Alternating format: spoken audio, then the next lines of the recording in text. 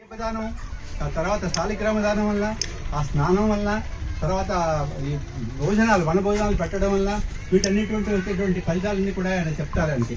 ఏమండి, అయితే ఇక్కడ ముఖ్యంగా ఏంటంటే రెండు విషయాలు మనకి ఏంటంటే నైమితారణ్యం అనేది పూర్వం ఒక పెద్ద ఇది ఉండేది, వనం ఉండేది.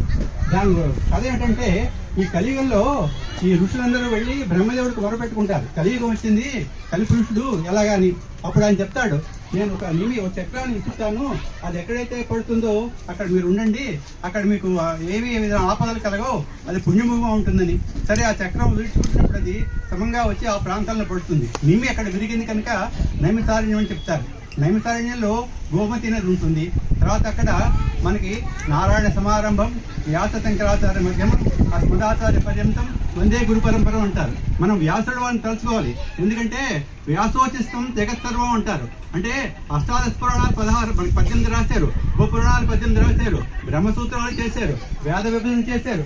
అంచేత ఏంటంటే మనకి ముందుగా వ్యాసుల వారిని మనం గుర్తించాలండి. సరే, ఆ తర్వాత ఇప్పుడు ఇక్కడ రెండు విషయాలు ఏమిటంటే, మనకి ఈ మాసంలో చంద్రుడు భూమి దగ్గరగా వస్తాడు. తర్వాత ఆకాశం చాలా నిర్మలంగా ఉంటుంది. తర్వాత మనకి ఏంటంటే ఈ సస్యాలు అవి కూడా, అంటే తినే కాయగూరలు కూడా చక్కగా పండుతాయి. దీంతో మనిషి ఆరోగ్యంగా ఉంటాడు. తర్వాత చంద్రుడి తాలూకా ప్రభావం మనకి పడుతూ ఉంటుంది ఎక్కువగా.